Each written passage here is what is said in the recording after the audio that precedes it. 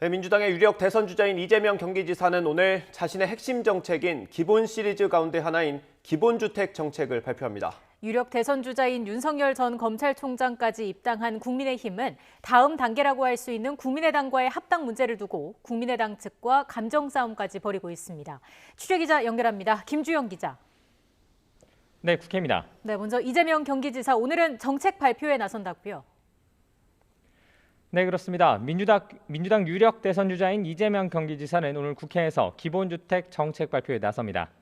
기본주택 정책은 기본소득 정책과 함께 이재명 지사가 내세우고 있는 기본 시리즈 정책 가운데 하나인데요.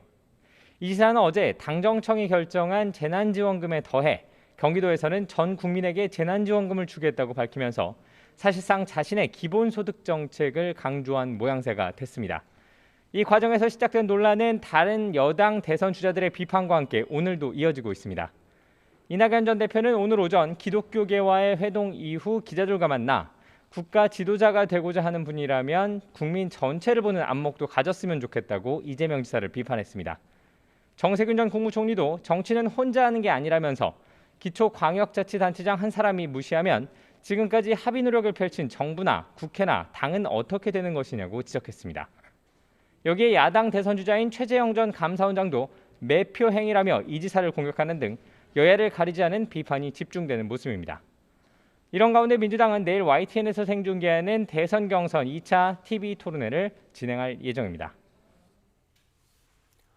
네, 이번에 야당 소식도 들어보죠. 국민의힘과 국민의당 합당 논의가 진행됐었는데 진척이 좀 되지 않는 것 같습니다.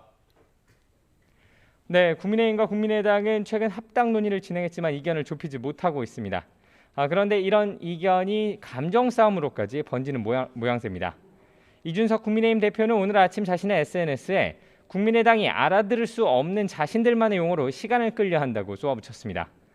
국민의당 권은희 원내대표 역시 이준석 대표가 합당과 본인의 휴가를 연동시키면서 장난하는 것처럼 대한다며 지금 대표 간 만남의 필요성이 없다고 불편한 심기를 숨기지 않았습니다. 이처럼 양측이 접점을 찾지 못하면서 합당보다는 안철수 국민의당 대표가 독자적으로 대선에 나오고 향후 단일화 과정을 노리게 되는 것 아니냐는 분석까지 나오고 있습니다. 이런 가운데 이미 당에 들어온 야권 유력 대선 주자 윤석열 전 검찰총장은 당 인사들과의 접촉면을 넓히고 있습니다. 오늘 오전에는 정양석 국민의힘 전 의원 등 강북권 원외 당협위원장 10명을 만났고 오후에는 직접 당원 모집 행사에 참여할 예정입니다. 자, 국회에서는 정보위원회 회의가 진행되고 있죠. 어떤 내용이 논의될 전망입니까? 네, 핵심 주제는 북한입니다. 국회 정보위는 오늘 오전 10시부터 박지원 국가정보원장이 참석한 가운데 북한 관련 현안 보고를 받고 있습니다. 최근 남북 사이에 통신 연락선이 복원되면서 추가적인 조치들이 뒤따를 수 있다는 기대감이 커지기도 했는데요. 이와 관련해 국정원은 양측 사이의 접촉 상황이나 추가 조치 가능성에 대한 보고를 할 가능성도 있다는 분석입니다. 또 북한 김여정 노동당 부부장이 이번 달 진행될 한미연합훈련에 대해 내놓은 담화 내용을 두고도 국정원 차원의 분석이 제시될 것으로 보입니다. 지금까지 국회에서 YTN 김주영입니다.